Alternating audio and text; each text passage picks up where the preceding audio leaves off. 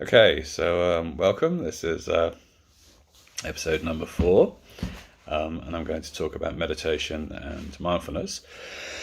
And I'm drawing on the meditation that I learned and practiced in the Theravada tradition of Buddhism, and the mindfulness practice as it's applied in the Theravada tradition of Buddhism for the purpose of the broader goal of Buddhism, to the development of wisdom and compassion and insight into the true nature of reality, of the human experience of reality in any case. And so meditation and mindfulness, I kind of approach them separately because they are thought of separately in the kind of Buddhist Eightfold Path. They're kind of distinct things. So meditation in Buddhism is the practice of applied mindfulness, but in a kind of specific context for kind of quite a specific purpose, in fact. So the meditation that's practiced in Theravada tradition is mainly, certainly in my experience anyway, mainly two. There's two. It's called Annapannasati, which means breathing in, Pana, breathing out, Sati, mindfully. So the kind of mindfulness of breathing in and out. There are depths and depths and depths to the practice, but I'd say that Annapannasati has a route to also mindfulness of the body, so the physicality, the kind of the whole body, the whole breath body. Is kind of awesome. And then within that context, there's the other foundations of mindfulness, feeling, kind of mental dynamics and consciousness itself. But fundamentally, it's Annapannasati. And it's a beautifully simple meditation practice. And the other one is mindfulness of practice, meditation exercise of loving kindness, which also requires mindfulness. But loving kindness is really, really simple. It's you're kind of, anchor your attention in the present moment, often through the kind of physical consciousness, and then the exercise is to kind of concentrate on kind of a feeling of well-being and loving kindness, cultivating it towards oneself and externally, either to the people in the room, people that you don't like, to everybody, to the whole universe, spatially, so up, down, sideways, all kind of directions. I remember once being kind of top of a really great hill, a mountain or something, and I kind of had this space beneath me, and I could see for miles, and big sky, and I remember kind of practicing and just having this sense of kind of imminent feeling, kind of physically kind of going out in all directions, and the practice of loving kindness can also be practiced, in alignment with breathing, mindfully breathing, breathing in, I feel well-being for myself. And of course the exercise is to be mindful, to have one's attention in the present moment. Attention needs to be focused on something that enables there to be awareness of what's in the realm of experience in the present moment. To know that you're aware in the present moment, and to kind of sustain the awareness, and the sustaining of it develops with practice. And it's a kind of awesome and simple, very simple exercise. So I'm going to just tell you kind of a little bit more detail, the kind of technique that one can practice. It's really simple, but it's been practiced for millennia.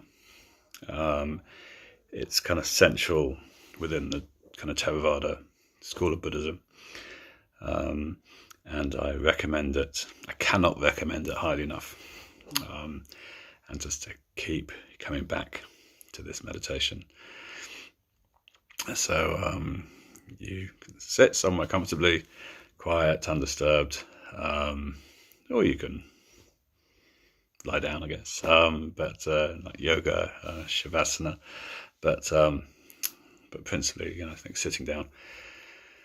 And the first thing one needs to do is to try and kind of get a little bit kind of focused and sustain the mindfulness in the kind of present moment state of awareness for a period of time. So simple exercises to kind of count breathing in and breathing out.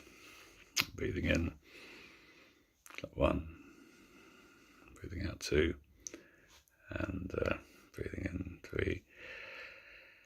And somewhere, if you count, say I'm going to count to 10, somewhere along the way, you'll kind of catch yourself and you realise you stop counting because your attention has got dragged away into a train of thought.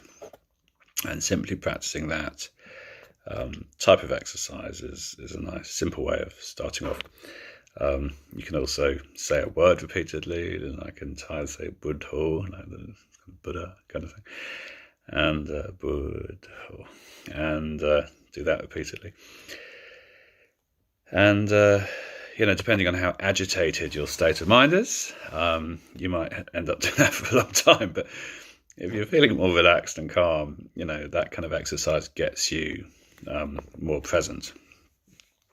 So that's kind of intro. And then with a kind of degree of kind of mental stability or tension, kind of focused, then you can kind of breathe in and out. And kind of quite a nice, I didn't always do this myself, but at night, really nice exercises to kind of breathe big, to breathe in and kind of breathe in an exaggerated long breath and exaggerated out breath. I've kind of since learnt in kind of through yoga that there's, you can breathe into your belly, your ribs, upper back and upper chest. It's a kind of, don't force it, but there's a way of breathing more deeply, for example. Otherwise, just exaggerated a touch. Breathe in, breathe out. And what's nice about that is it kind of is energizing, and it kind of gets your kind of breathing apparatus working a bit, and do that for a period of time. And it's similar with the kind of counting exercise. If your kind of attention can stay with that exercise, then it's you kind of become aware that that's the case, and that's kind of quite an encouraging kind of realization to have. And then what I found, then the kind of next stage is to kind of breathe a kind of shorter breath. And this is a kind of tip, if you like. It may not be correct from, as taught by people much more experienced than myself, but it was what I found worked for me. And that was to practice the short breath by relaxing as much as possible. And if you can be aware, mindfully aware, breathing in and out, knowing that you're breathing in and out in a relaxed fashion or short breath, it's kind of awesome, because what you realize is that the body is breathing without any effort on my part, your part. The body's breathing without any effort, without any interference. It's not you breathing. I'm not breathing in, I'm not breathing out, the body's breathing. And you're not getting in the way, and it's a bit like riding a wave, like surfing a wave. You're just there, your attention's there, lightly, and the breath is doing its own thing. And if you relax into that, what I found was that the breath slows down, and gets shorter, or maybe not shorter, but certainly lighter, if you like. Lighter, it's more subtle. Kind of root your attention, long breath, and short breath, or in my case, what I would do is a kind of more the subtle breath, the natural, uninterfered with breath. And when you close your eyes and your attention is in your body, then you have an experience. And in the realm of experience, your breath has a body because your breath is experienced through your whole body. And it's kind of awesome, to kind of extend the sensitivity of your consciousness to the totality of the kind of physical experience associated with the breathing in and the breathing out. And so in the long breath and the short breath, you get to the points where you feel the whole of the breath body on the in-breath and the whole of the breath body on the out-breath. And that's your object, that's your focus of your mindfulness practice in that meditation exercise. And so you have this kind of 360 kind of experience around the physicality. And then I'd complement that with something that's kind of established in Zen meditation as well, and is to have as well as the awareness that's broad, have a concentrated point of awareness. And experientially, when you're kind of conscious of the physicality, the easiest place to find that point of concentration in the center of the kind of more global awareness, purely of physicality, physical experience of breathing, is at the point in your nostrils where your breath's coming in and out of your body, like that sensation. So focus the concentration on that point where the breath's coming in and out, like kind of Zen tradition is called like a door that's kind of opening and closing naturally, kind of on its own, but it's just a physical sensation I'm talking about. As a point of concentration in a relaxed awareness of the totality of the breath body, that is the physical experience of breathing in and breathing out. And hold that balance.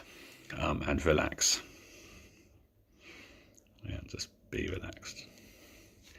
And if you can hold your attention, and it's a kind of balance of effort and relaxation.